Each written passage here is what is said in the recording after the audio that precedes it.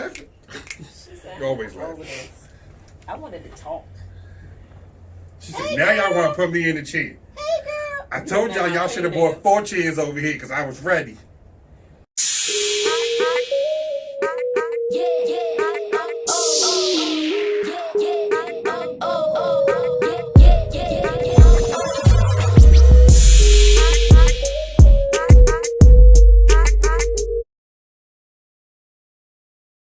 Now let me wing it. Wing everything. Told you, Donald Trump. Excuse me, babe. You want to see it? Yeah. Jesus I know, right? You see me trying to hold on to this table. Girl, get y'all one of them. Trying to tell you one of them photos. No, it was right here. It's a photo chick. It's a photo table in there. She just don't like to put it out. Where and where? Oh, in the back there, right? We gotta put like a little tablecloth over it. Oh, use that little table. Brother, can you see everybody on the camera? All right. You ready? Sure. Okay. We're back with another Kicking It with the Howards. Excuse my voice. I feel like John should be doing the welcome. Go ahead. What's the welcome? Basically, you say hello and kick it with the Howards. Hello everyone.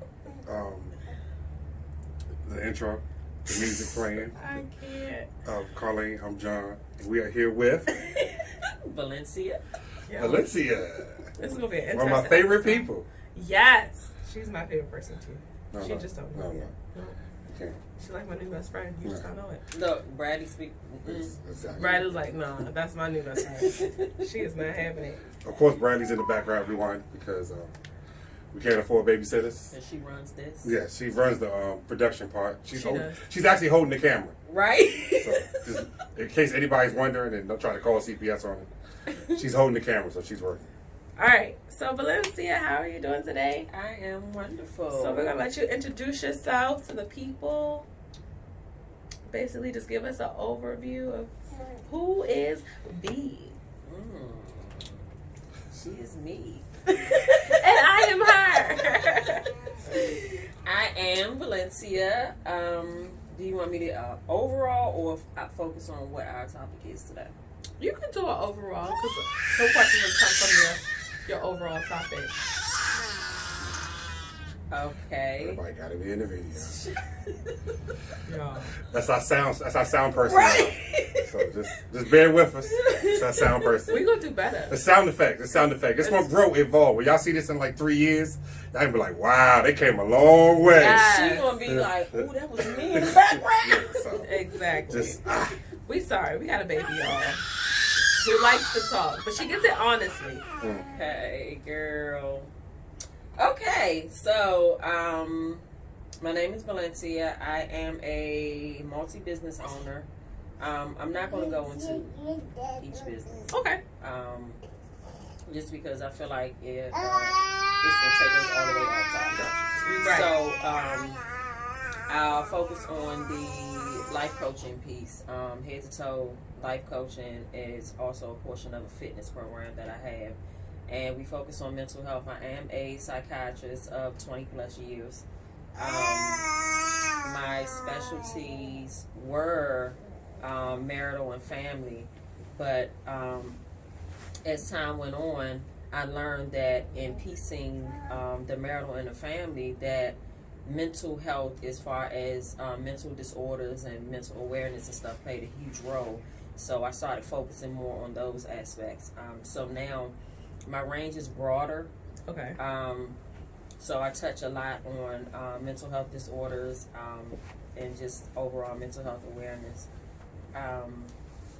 Just to kind of bridge the gap with families, and in the marital aspect, a lot of people don't realize that when you get married, you bring in a lot of childhood trauma into the marriage, and then when certain things start happening, certain things trigger, people can't piece it together. So I kind of focus on those things as well. Okay.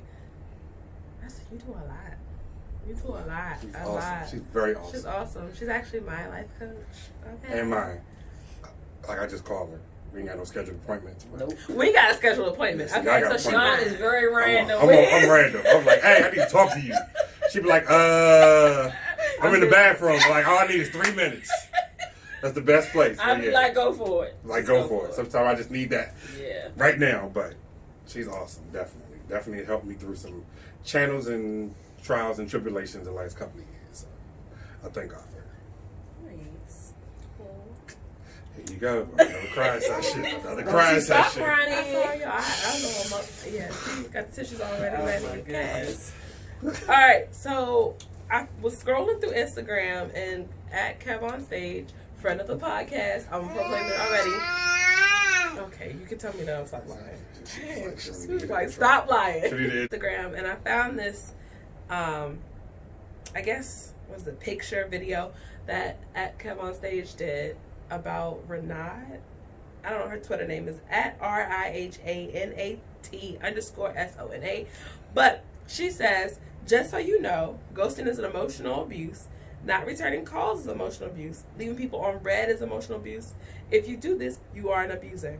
How true is this? Because I can feel it, but then I'd be like, leaving me on red is sometimes maybe protecting my soul. What's red? Right. Like, I read what you said. You sent me something. Oh, red I like don't- READ, not like a red like No, you can tell that's somebody your- got your message but they didn't respond. Yeah. Right. Oh, okay. So that can go either way because it actually can be to a person that suffers from abandonment issues.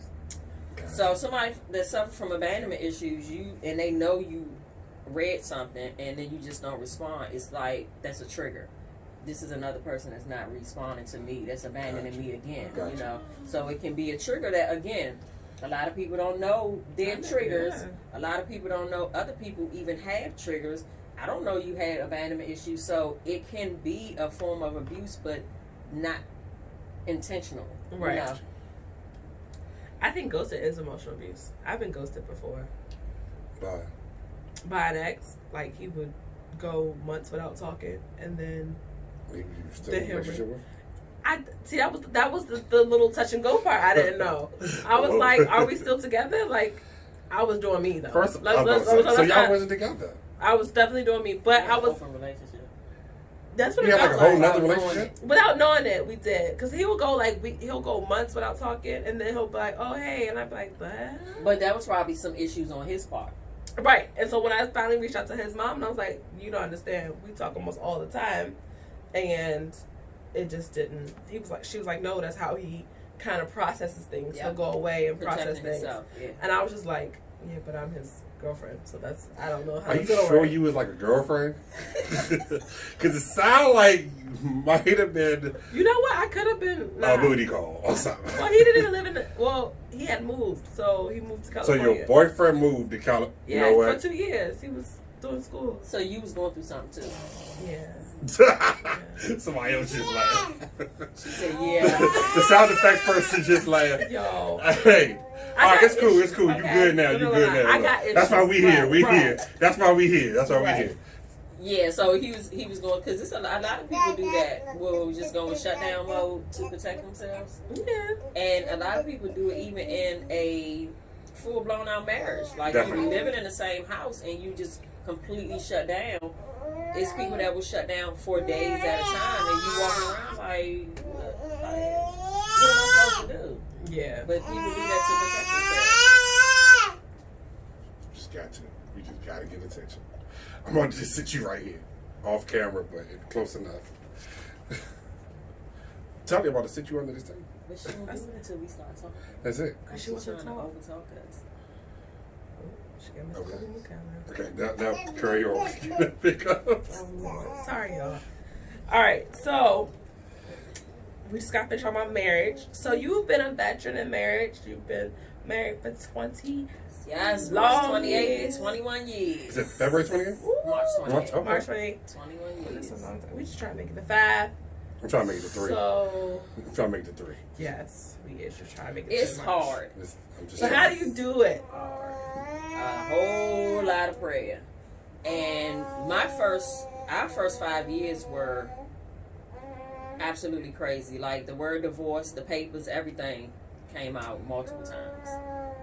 Multiple times. A lot of people say that. A lot of people say the first 3 to 5 years is It like, is, if you because can you're get through the still first 3 to 5 learning each years, other. they like because you're still learning. And especially, a lot of people that I talk to say that they got married quick.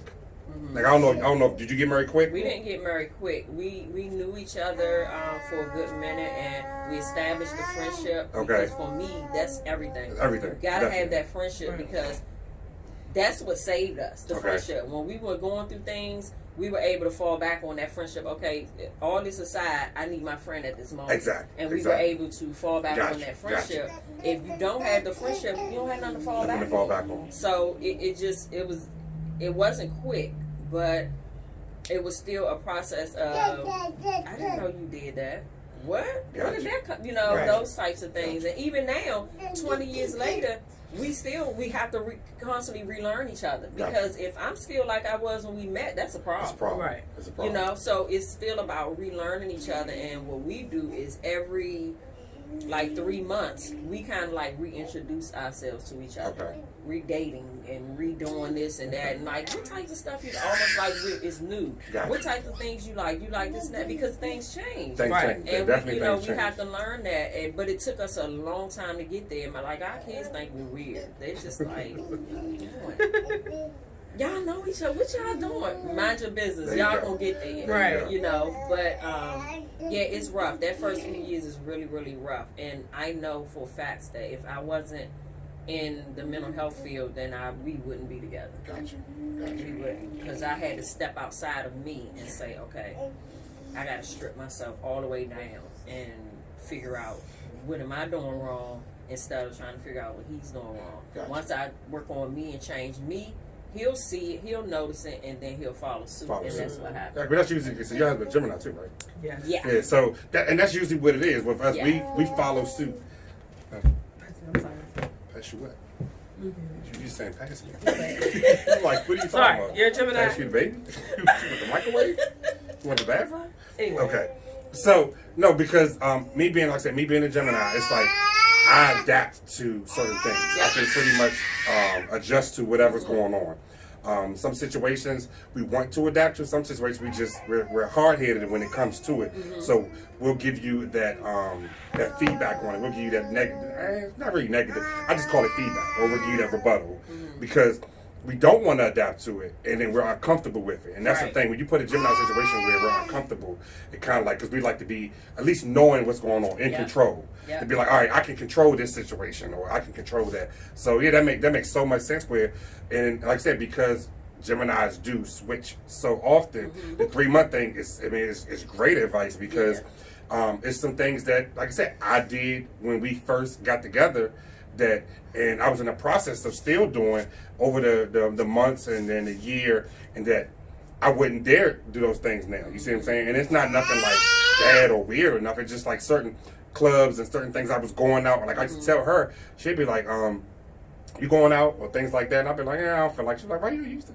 I'm like, I used to go out 7 days a week. I'm like, and it got to the point where she never met me at that phase. You see what I'm saying? Okay. So Because we wouldn't have last. because like I said, and the thing is, it wasn't that I was like not taking care of home and things like that, but it was just I was so focused on grinding and building and things like that I had to sit back and realize that some of the people I was going out and supporting and things like that, they wasn't even supporting me on no levels. So it was like, why am I going to this spot, seeing your band or your show or your comedy or whatever's going on you got going on in your world, supporting you, bringing 3-4 people with me, we spending money at the bar and you making money off of us, but you won't even share something on Facebook. You see what I'm saying? And that's what I mean by support. Support don't have to be you come out and give me money all the time. It could be something like, yo, if you see me doing something or whatever, just be like, oh, you need some help or whatever, feeding the homeless or whatever. So that makes so much sense when you say like your life evolves as a person. And then you just have to have a partner that's ready to evolve with you, whether it's every 3 month checkup or 6 month checkup. Right. So that's great advice to people who are listening. Because and some people is a little more difficult for some people than others because some people are still at a point where they don't get that. Some people look at the change as a negative thing. Like, you changed. Oh my God, you switched used to up do this on and me. you do that. That's not a bad thing. It's a good thing that you change, but it's all in knowing that we have to change together. Like if I change, but you're still stuck where you are, then I have to figure out, okay, how can I help you get where you need to get with, move forward a little, like give you that little nudge. But like you said, with a Gemini, it's real different. Like you gotta be real cautious at how you do it, because you can't dictate to a Gemini. You can't just be like, you need to do this, you need to do that, because then that other person will come out and push all the way back. Right. And then once you push back, it's like, yeah, I'm gonna do the opposite of what you just told me to do. Definitely gonna do the opposite. So it's You want chicken? No, today's steak night. Yeah. We ain't got steak. I'm going to buy it right now. I know I ain't got no money, but I'm gonna overdraft because tonight is steak night. So it's funny because my husband and I are both very headstrong. I'm an Aquarius and he's a Gemini, and I'm a control freak, and so is he. So for us, it was a constant headbutt.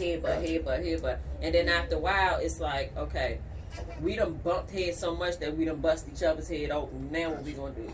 Now we just gonna have to align together and move forward. And that's what we did. We made that decision to say, we're a team, and we gotta set the example. We got 7 kids.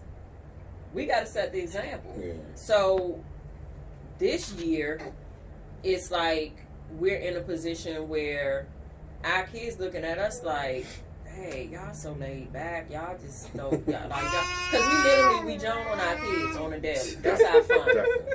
Definitely. One on walk past, we just sit there, oh, you it, and we just be there. They look at us like, man, y'all gonna cause us to have to go to therapy.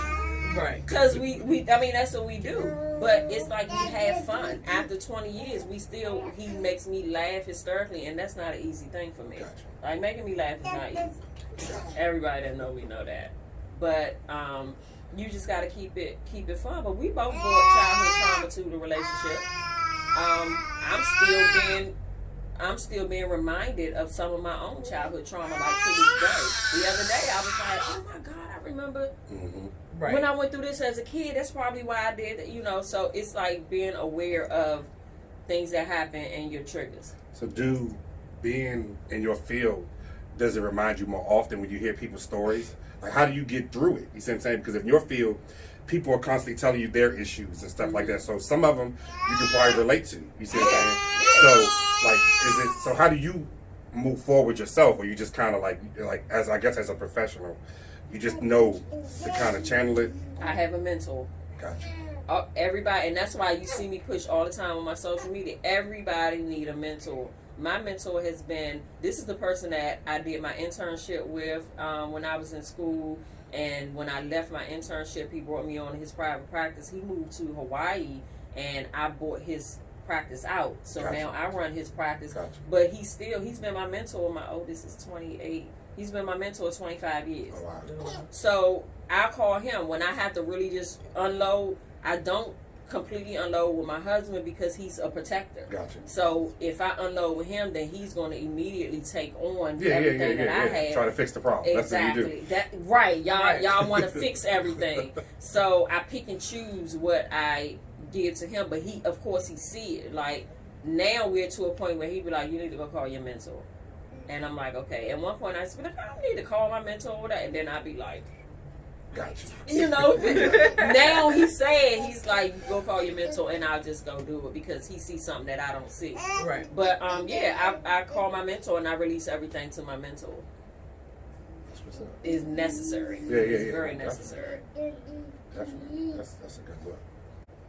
How do you determine when it's time to get professional help in marriage counseling? Well, to be completely honest, I think you should always have marriage counseling. I don't think couples should wait. For example, my oldest son and his girlfriend they've been together, I think, almost 4 years. They meet with me twice a month. Okay. Just to iron out any type of bumps that they have in the road. Even when it's good moments, they still meet with me. Because that way, when you have the tools and you reach a bump in the road, you already know how to iron them out. You already know how to navigate through them, and you're not waiting until something major happens. Then you got to go and then reset. Iron it out and then keep it going. Like, when you're in a marriage, you always need a middle person at some point. Like I said, even if it's good things, because like with you two, for example, you may not know how to communicate something properly to him in order for him to receive it the right way. Right. All you need is that middle person to just be like, okay, let me speak John language. This is how you need to communicate that so that he can receive it in a receptive way and not be on the defense, especially Gemini. Right. So, I mean. So she just gave you a tidbit to what we be talking about. Because I be having I really did not. I be having feelings, and I don't know how to communicate them properly so that he don't feel attacked. Why don't you know how to communicate? But see, Because you I don't don't really want- tell me Because nothing. you're a Gemini and you're an a-hole. Yes. I'm married to a Gemini, I know. Because John could be really like, he'll feel attacked, and I'm not trying to attack him. Okay. And then when I do ask you for some type of validation, it's like, oh, your sarcasticness kicks in, and it's just like, that's not helpful to me. But that's a defense mechanism, actually. Oh yeah, his jokes and stuff is definitely a defense mechanism. But What you talking about, Willis? I ain't gonna put all your stuff out there, John. It's cool. It's cool. definitely, maybe one day we'll have a heart-to-heart on camera. I don't know. No, we ain't doing I that. don't think they're Right, ready right, for right. that yet. Down the line. Down line. Okay. Yeah, when we're in a good space. We not in a good space? No. See? She just, see what I'm saying? She just... See, That's not what she meant. exactly. So, but then he'll That's our go. camera person for the day. She just wanted. But then he'll go and say stuff like that, and you're like, I didn't mean it like that. But you can't take it personal. No. Because she knows. And so that's why, She's like, supposed to know I was joking. no, but I know that. And so then we talked about this, about feeling like you always on joke time. That's why For the most part. And Bradley's always on joke time. So you be trying to figure out, like, you try to do something serious, and she gonna start laughing. Stop. See? She laughing now. Okay. But I'm going to make sure she's open. But yes, communication and figuring out how to, that's a good thing. So continuous counseling Yes. is the key. I think, and you can correct me if I'm wrong, but I think that we should, like, when you do marriage counseling, you should have 2 separate counseling as well, like one for your personal self. Yes, I feel like everybody should have their own either therapist or mentor that is equipped to help you navigate through your own self issues. But then that marriage piece, that marital piece, it should be that one person that'll bring the two of you together. Yes. And how do you decide on a marriage counselor?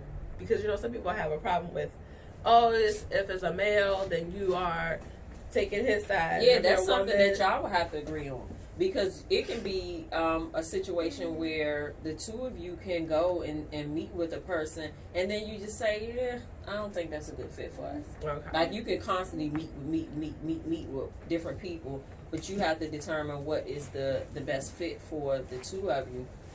Some people want male, some people want female, so it would just be up to you.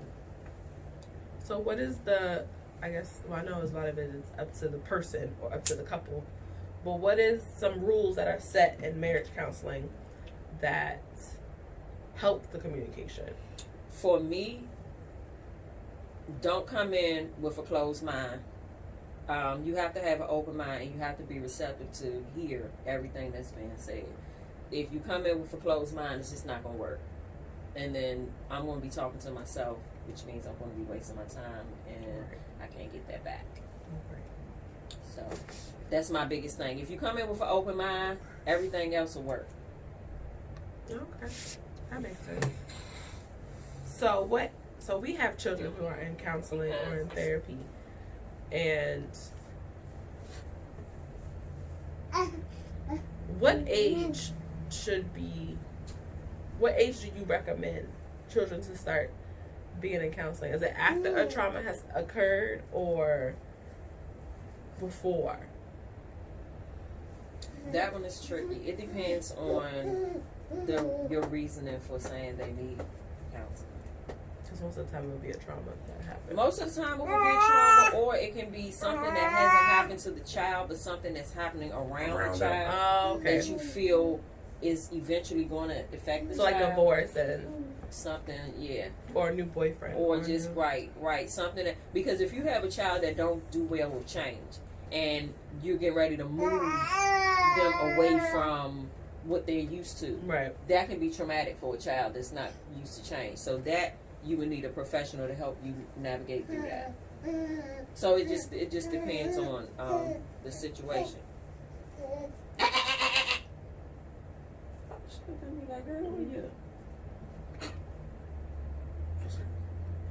How so we talked about childhood trauma pretty much the whole episode, but how do you make the steps to want to address it? Is it something that the person has to be like, you know what, I'm ready to clean it up? Yep. Nobody can tell you need to go get help. Nobody can say, come on, I'm taking you to get help. And you can go and sit in front of a therapist after somebody suggests to you that it needs to be done. But if you're still not ready, you're still not going to receive what you need to receive, because that's scary. Especially when you reach an older age and it's like different things keep reoccurring, different things keep popping up. I'm not sure what's going on, or I have an idea of what's going on.